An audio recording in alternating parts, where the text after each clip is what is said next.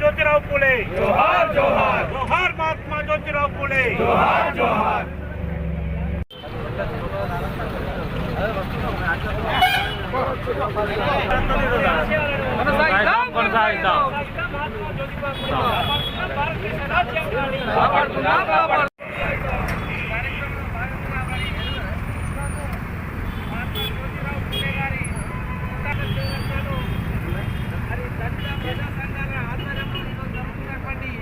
జయంతి కార్యక్రమానికి ఇచ్చేసినటువంటి వివిధ రాజకీయ పార్టీ నాయకులకు, ప్రజా సంఘాల నాయకులకు, స్వచ్ఛంద సంస్థలు మరి మహాత్మా జ్యోతిరావు ఫులే కోసం తన జీవితాన్ని పణంగా పెట్టి ప్రపంచవ్యాప్తంగా రంజాన్ పండుగ చేసుకుంటున్నారు. వాళ్ళకందరికీ మనస్ఫూర్తిగా పండుగ శుభాకాంక్షలు. మన భారతదేశం విషయానికి వస్తే భారతదేశంలో ఉండేటువంటి మొత్తం 141 కోట్ల మంది చేసుకునేటువంటి పండుగ ఇవాళ. జ్యోతిరావు ఫులే పుట్టినటువంటి రోజు 197 సంవత్సరాలు అయిపోయి 198వ సంవత్సరం స్టార్ట్ అయింది. ముఖ్యంగా ఇవాళటి రోజు మనము ఈ దేశ ఆర్థిక పరిస్థితులు, దేశ సామాజిక పరిస్థితులు, ఈ దేశంలో ఉండే ఛాందసమైనటువంటి చట్టాలు, నిబంధనలు, ఆ మూర్ఖమైనటువంటి ఆ సామాజిక వ్యవస్థ మీద ఉన్నటువంటి విషయాల మీద మనం ఆలోచన చేయాలి. 197 సంవత్సరాలు గడిచిపోయి 99వ సంవత్సరం జ్యోతిరావు ఫులే పుట్టింది. ఆయన 1847వ సంవత్సరంలో భారతదేశంలో విద్య అంటే ఒక నేరం, అందులో మహిళల చదువుడు ఇంకా నేరం. అలాంటి పరిస్థితులలో పూనాలో ఒక బడి పెట్టిండు. వాళ్ళ భార్య ద్వారా, వాళ్ళ భార్య విద్య నేర్పిండు. సావిత్రిబాయి ఫులేతో ఒక బడి పెట్టిండు. ఆనాటి నుంచి ఇయ్యాలటి వరకు మరి దేశంలో, ప్రపంచంలో ఉండేటువంటి అన్ని వర్గాలకు సమానమైనటువంటి పోటీగా ఒక స్థాయిలో మన భారతదేశ స్త్రీ వచ్చింది. కాబట్టి ఇవాళ భారతదేశ స్త్రీలే మన రాష్ట్రపతి అయింది ద్రౌపది ముర్ము. అంటే భారత రాజ్యాంగంలో ఇలాంటి అవకాశాలు వచ్చినాయి. రియల్గా చెప్పాలంటే బాబాసాహెబ్ అంబేద్కర్కు ముగ్గురే గురువులు. ఒక ఆయన గౌతమ బుద్ధుడు, ఒక ఆయన కబీరు, ఒక ఆయన ఫూలే.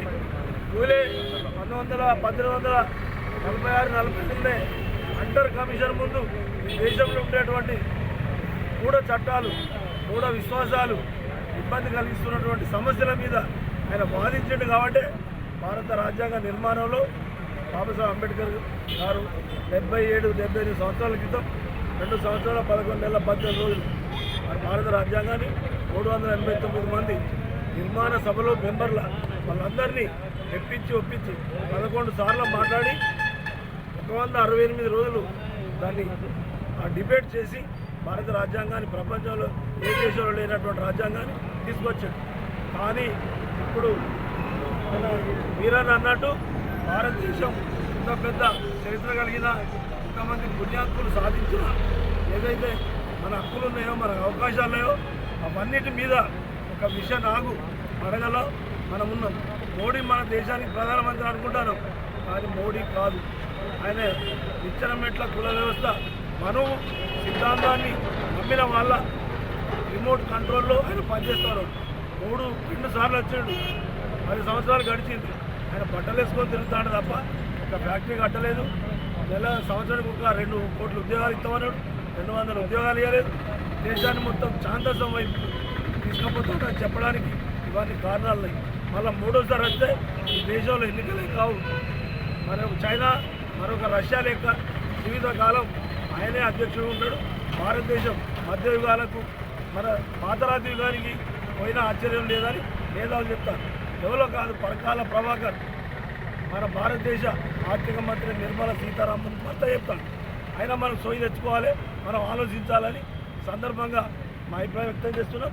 ముఖ్యంగా రాహుల్ గాంధీ గారు మరి 1000 కిలోమీటర్ల ప్రయాణం చేస్తూ భారతదేశ ఆర్థిక పరిస్థితులు, సామాజిక పరిస్థితులు, సాంఘిక పరిస్థితులు, రాజకీయ పరిస్థితులను అధ్యయనం చేస్తూ భారతదేశంలో ఉండేటువంటి బీసీలు, ఎస్సీలు, ఎస్టీలు ఎంతమంది ఉన్నారో, అగ్రవర్ణాల వాళ్ళ మనం అంటారంగా దాంట్లో కూడా పేదవాళ్ళు ఎవరైతున్నారో వాళ్ళకు రాజ్యాంగ ఫలాలు సమానంగా అందాలి అని కుల గణన అనేది ఒకటి తీసుకొచ్చాడు. కాబట్టి మనం దాన్ని సపోర్ట్ చేయాల్సినటువంటి అవసరం ఉంది, దాన్ని ముందుకు తీసుకోవాల్సిన అవసరం ఉంది. భారతీయుడిగా ప్రజాస్వామ్యాన్ని, భారత రాజ్యాంగాన్ని కాపాడుకుంటావా, నువ్వు గుడ్డిగా నమ్మి మళ్ళీ పాతరాతి యుగాలకు పోతామా మరి మన మీదనే ఆధారపడి ఉన్నది అని మీ దృష్టికి ఈ విషయాలను తీసుకొస్తూ ముఖ్యంగా ప్రజా సంఘాలు బీఎస్పీ సిపిఐ కాంగ్రెస్ పార్టీ తర్వాత అంబేద్కరిస్టులు దళిత బహుజనులు అందరూ దీనికి అటెండ్ అయ్యారు. ఎలక్ట్రానిక్ మీడియా ప్రింట్ మీడియాకు ప్రత్యేకంగా మన జ్యోతిరావు పూలే గారి 197 సంవత్సరాలు గడిచి 198వ పుట్టినరోజు జరుపుతున్నాం కాబట్టి మీ అందరికీ మనస్ఫూర్తిగా శుభాకాంక్షలు తెలియజేస్తూ ఆయన ప్లేగు వ్యాధితో చనిపోయాడు. ఆయన భార్య కూడా 3-4 ఏళ్ళు ప్లేగు వ్యాధికి సహకారం చేసి ఆ పేషెంట్లతో వాళ్ళు కూడా చనిపోయారు. ఆయన ఒక డాక్టర్ను అంటే మహిళ కొడుకును యశ్వంతరాయణ పిల్లలకు అనంతాన్ని కూడా నిర్ణయం తీసుకున్నారట. మరి వాళ్ళే అన్ని త్యాగాలు చేసినప్పుడు అన్నీ తెలిసి మనం ఒక ఓటు విషయంలో ఆలోచించుకోక మనం పోయి ఏదో గుడ్డెత్తు చెన్నబడ్డట్టు మనం బురద గుంపల పడదామా మన ఓటర్లుగా మనమే ఆలోచించుకోవాలని సెలవుకుంటాను. హుస్నాబాద్ పట్టణంలో మన మహాత్మా జ్యోతిబా పూలే జయంతి వేడుకలకు వచ్చిన మహాత్మా జ్యోతిబా పూలే మరి ఆనాడు ప్రతి ఒక్కరికి విద్య అనే అంటరానితనానికి నిర్మూలనగా సావిత్రిబాయి పూలే ఆనాడు అగ్రవర్ణాలు మరి పాఠశాలలో చదివితే కూడా ఇంటికి పోయిన తర్వాత ఇళ్ళకు కూడా రాకుండా ఎన్నో అవమానాలకు ఓర్చి ఈ సమాజాన్ని మరి ఎంతో రూపుదిద్దిన దానిలో ప్రధానమైన భూమిక ఉన్నది. దీనికి ప్రభుత్వాలు కూడా మరి గుర్తించి మరి ఇది ప్రభుత్వ పరంగా చేయవలసిన కార్యక్రమం కూడా ఇది. తర్వాత ప్రభుత్వాలు కూడా మరి బీసీలు కానీ ఎస్సీలు కానీ ఎస్టీలకు కూడా ఇంకా సమానత్వం తీసుకొచ్చే విధంగా పనిచేయాలని ఈ సందర్భంగా కోరుకుంటూ సెలవు. ఏప్రిల్ 11 19వ శతాబ్దం మహాత్ముల యుగం అనేటువంటి ఒక నానుడి ప్రకారము 19వ శతాబ్దంలో అణగారిన వర్గాల కోసం అభ్యున్నతి కోసం ఒక విద్యనే ప్రామాణికంగా చేసి ఈ సమాజంలో అన్ని వర్గాలు సమానంగా బతకాలంటే ఒక విద్యే అత్యున్నతమైనటువంటి ఆయుధంగా చేసుకొని బడుగు బలహీన వర్గాలకు అట్టడుగు వర్గాలకు విద్యను అందించేటువంటి మహానుభావుల్లో మనము ప్రథముడిగా మహాత్మా జ్యోతిరావు పూలేను ఎన్నుకోవచ్చు. ఎందుకంటే తన కుటుంబాన్ని సమాజానికి అంకితం చేసి భార్యను మరియు తను ఈ సమాజంలో విద్యా ప్రామాణికంగా ముందుకు వెళ్ళి సమాజాన్ని ఒక అత్యున్నతమైనటువంటి స్థాయిలో నిలబెట్టడానికి అనేక కష్టాలు అనుభవించినటువంటి వ్యక్తి. అదే క్రమంలో సత్యాన్వేషణ ఎవరో చెప్పినటువంటి మాటలు మాట్లాడకుండా తన అనుభవంతో తన యొక్క జ్ఞానాన్ని సంపాదించాలనేటువంటి ఉద్దేశాన్ని సత్యాన్వేషణ అనేటువంటి ఒక బుక్లో రాశాడు. గులాంగిరి బానిసత్వంతో ఈ సమాజం బాగుపడదు, కేవలం విద్య ద్వారా మాత్రమే ఈ సమాజం బాగుపడుతుంది, ప్రతి ఒక్క వ్యక్తి అత్యున్నతమైనటువంటి స్థాయిలో నిలబడతాడనేటువంటి ఒక ఆలోచనతోటి ఈ సమాజంని ఒక జ్ఞానం వైపు నడిపించినటువంటి వ్యక్తి మహాత్మా జ్యోతిరావు పూలేగా మనం చెప్పుకోవచ్చు. కాబట్టి ఈరోజు జయంతి సందర్భంగా ఆ మహానుభావునికి నివాళులు అర్పిస్తూ తప్పనిసరిగా అతని యొక్క ఆశయాలను ముందుకు తీసుకోవాలనేటువంటి ఉద్దేశంతో మున్ముందు ప్రభుత్వం కూడా అధికారికంగా ఈ యొక్క జయంతి కార్యక్రమాలు చేపట్టాలని కోరుకుంటూ చౌరాస్తాలో జేఏసీ ఆధ్వర్యంలో జ్యోతిరావు పూలే జయంతి కాంగ్రెస్ పార్టీ అన్ని సామాజిక వర్గాల ఆధ్వర్యంలో ఇవాళ కార్యక్రమాన్ని జ్యోతిరావు పూలే జయంతి నిర్వహించడం జరుగుతూ ఉన్నది. మరి ఏప్రిల్ 11వ తేదీ 1927వ సంవత్సరంలో మహారాష్ట్రలోని పూణేలో జన్మించడం జరిగింది. మరి వారి అంటరాని తరానికి సంబంధించి కుల వ్యవస్థ నిర్మూలించడం లోపల మరి సామాజిక కార్యకర్తగా నాడు సమాజంలో ముందుకు రావడం జరిగింది. స్త్రీ జనార్దనకు సంబంధించి కూడా ముఖ్యంగా మనం ఇవాళ ఏదైతే స్త్రీలకు సమానత్వం ఉండాలి అని చెప్పి ఆనాడే జ్యోతిరావు పూలే గారు కొట్లాడడం జరిగింది.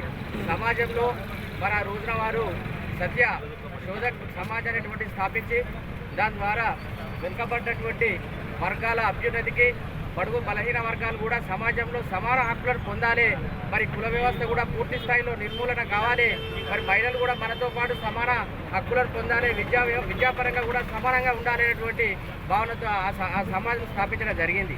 మరి ఆ రకంగా ఆ రోజున శ్రీ జనార్దనకు సమర్పించి వితంతు వివాహాలను ప్రోత్సహించడం జరిగింది. మరి భర్త చనిపోతే వితంతుగా ఆ రోజుల్లో మరి మళ్ళీ పెళ్లి చేసుకునేటువంటి పరిస్థితి లేదు. మరి వారు ఎందుకు పెళ్లి చేసుకోవద్దు, సమాజంలో వారికి ఎందుకు చిన్న చూపు ఉండాలి, మగవారు భార్య చచ్చిపోతే మరి పెళ్లి చేసుకోవడం లేదా, వారికి కూడా సమానంగా మరి మగవారితో సమాన హక్కులు కలిగి ఉండాలని చెప్పి కూడా కొట్లాడడం జరిగింది. ముఖ్యంగా వెనుకబడినటువంటి వర్గాలకు సమాజంలో ఒక స్థాయి ఉండాలి, అందరూ కూడా సమానంగా ముందుకు రావాలి, స్త్రీలు కూడా మగవారితో మరి చదువులో కూడా ముందుండాలనే ఉద్దేశంతో మొదటిసారిగా ఆయన మహిళల కోసం ఒక విద్యా వ్యవస్థలో మహిళల కోసం ఒక కళాశాలను కూడా ప్రారంభించడం జరిగింది.